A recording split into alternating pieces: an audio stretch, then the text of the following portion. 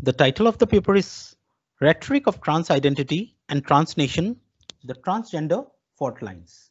The paper ID is 204-0054 by Arundev Pareek, Assistant Professor, Soni Kulshrestha, Associate Professor, Khushbu Sharma, Research Scholar, and Katha Mathur, Research Scholar, Manipal University, Jaipur, City Jaipur, State Rajasthan, Country India. If we look at the quotation by Pablo Neruda, in what language does rain fall over tormented cities? This quotation itself clarifies everything. So if we look at the abstract, we'll understand the real sense of the quotation. The research paper takes a nuanced look into the idea of gender as a spatial concept on and how the political groundings exist within the very spatiality. The paper recognize Arundhati Roy's delicate skill of employing her narrative to reflect the narrative of Kashmir and the entire nation, as she works on the intersection of the political and the social fault lines. The paper looks into the struggles of transgender identity and the challenges of falling out of the gender binary, especially in a country like India. The struggle has been dealt with through an in-depth parallel between a person's struggle and the insufficiencies with reference to the Transgender Persons Protection of Rights Bill 2019, thus roping in a legal angle. Roy takes us to the treacherous politics of Kashmir through the journey of a trans woman, Anjum, from the utopian world to Khwabgah, the heterotropic premise of a graveyard, thus making the personal become political. It is actually the skill of the writer. The exploratory and the descriptive research methods are used for deriving the theoretical analysis and to extract the results. Methods for observations are primary and secondary sources. An attempt has been made to highlight the need of exploring alternative narratives in the current times of rickety media accounts. The paper looks into how Roy sows hope amidst all the desolation of the subject matter that is bound to haunt but not leave the reader with a sense of hopelessness for humanity. As far as introduction is concerned, Roy dexterously manages the amalgamation of theme of trans identity and transnation.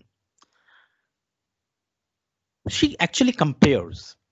She skillfully showcases the juxtaposition in the carefully camouflaged narrative that appears fragmented at first but soon achieves the coherence. Ideas of gender identity, space, and queer existence have been dealt with at length. That has been discussed in length. The work navigates through the story of a trans woman, Anjum, her journey from the utopian world to Khwabgah, the heterotropic premise of a graveyard. Roy takes us to the treacherous politics of Kashmir. Roy provides a well-meditated literary dais for the marginalized to interact and those in margins to come forward. So anyone whosoever reads this work by Roy will very much get influenced. Roy's The Ministry of Utmost Happiness has become a polysemic piece of literature that requires more detailed and careful reflection than it has hitherto received. So it has more scope. The work actually has more scope and has lot many things to award to the reader. As far as section 2 is concerned, the fault lines, Anjum's story unfolds along the lines of a struggle with identity, body, desires, and dreams. Born to a well-reputed family in Old Delhi, as Aftab decides to become Anjum and moves to the Hijra household of Khwabgah under the tutelage of Ustad Kulsum Bai at the age of 15, a lot changes. We notice the drastic change there. This paper navigates Anjum's subsequent journey into the dream world of Khwabgah. Khwab actually means dream. Gah is the place. It's interaction with the outer world or dunya, as she calls it, and her unyielding search for home happiness, and motherhood. Throughout the work, we find that she struggles hard to just identify her home. She searches for happiness and for motherhood. Anjum is a graveyard, in fact, of suppressed dreams, desires, and fantasies. The paper explores the amalgamation of theme of trans identity and transnation, and even shows how they juxtapose in Roy's carefree camouflage narrative that appears fragmented at first but soon achieves coherence. Initially, if you start reading the work, what we find initially is that there are certain fragment sections, but if we move further, if we get deep into the work, definitely we are going to find that coherence. Ideas of gender identity, space, and queer existence have been dealt with at length, have been discussed in length. She also happens to be both a heaven and heaven for the distraught. So that we can easily get in from the work. The experience of gender happens to be more spatial than biological. It is actually the society that determines everything. Social influence, the way we are treated in the society, that plays a very important role. This factor actually plays a very important role. So that is the reason the experience of gender happens to be more spatial than biological. The likes of Simone de Beauvoir and Judith Butler have already established the fact that the gender is performative and that this performance happens in a given physical space. It is actually the given physical space, the space in the society, the space provided in the society or created in the society. Everything plays a very important role. You are living in which society, the external factors play more important role than the internal factors or the body organs. The patriarchal hegemony of the nation points out the fact that the nation points at a long-standing history of oppression and subjugation, two premises placed on the intersection of body and space. Here, the matter is of the body and matter is of the space. Space means place. Place in the society, in the community. An easy understanding of this can be derived from the practices like denying entry into particular spaces to particular genders. So in our own community, we may find that, okay, somewhere the women are not allowed to enter, or somewhere the other people are not allowed to enter, those who are transgenders or the other people.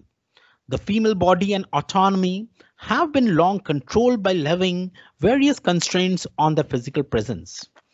Roy has pointed out in the novel how women are neither allowed inside the inner chambers of the mosque nor inside the premises of a graveyard. She has skillfully portrayed everything. The struggle of a woman, the struggle of a transgender.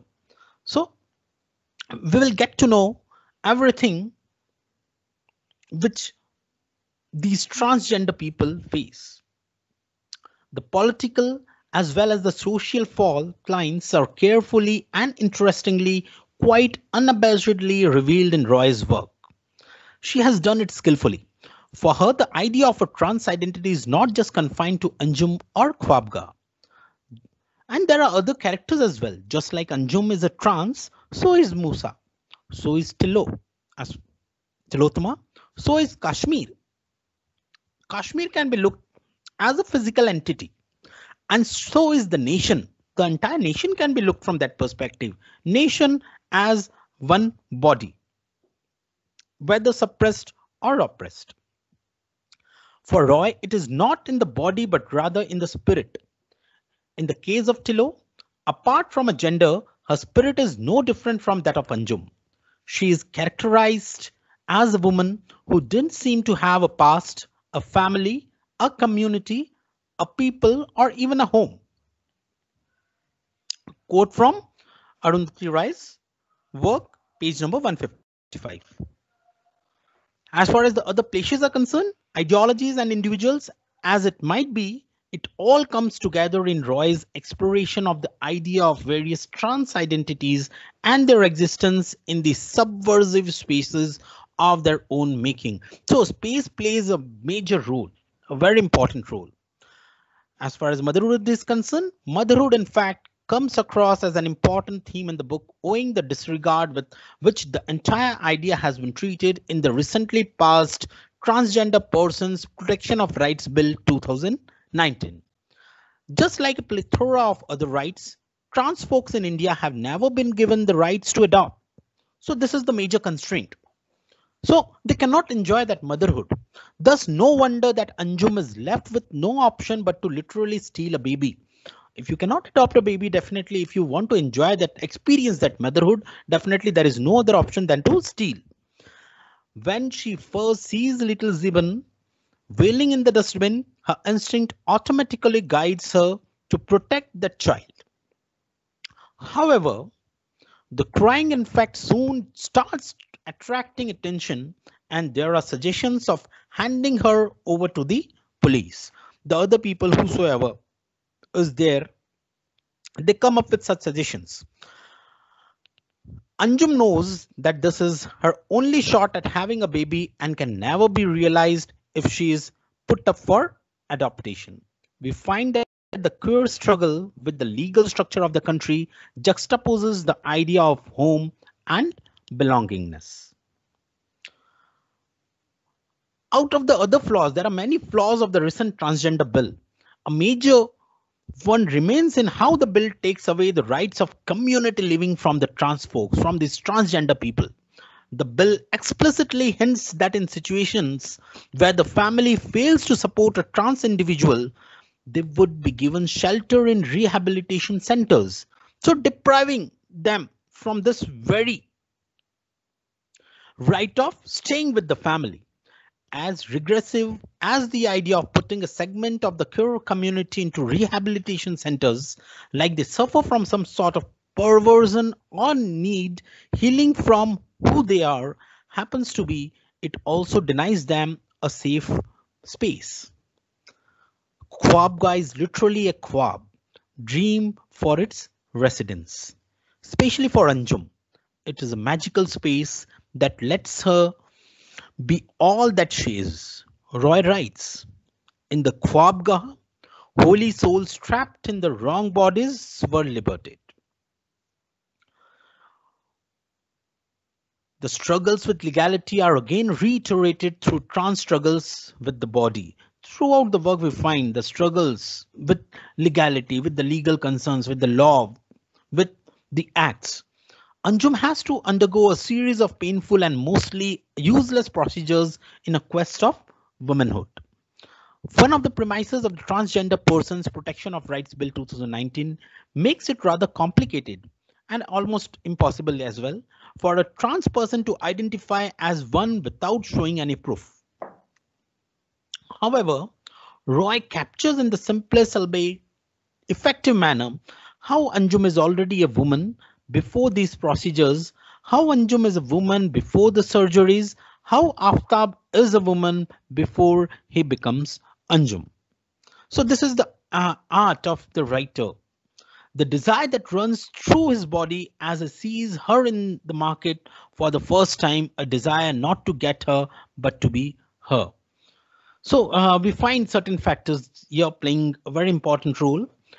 So in the concluding section, what we find is Roy's novel is essentially appeal to read into alternative narratives.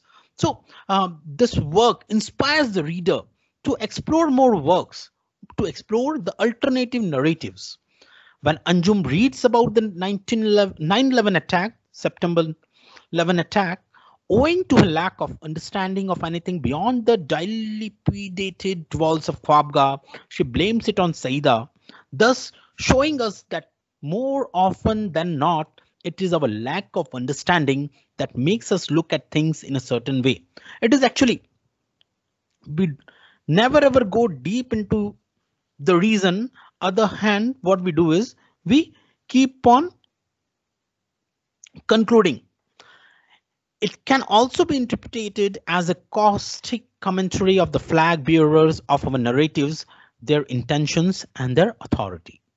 Roy makes an attempt to highlight the need of exploring alternate narratives in the current times of rickety media accounts, because we never get the correct information from the media as far as Indian media is concerned.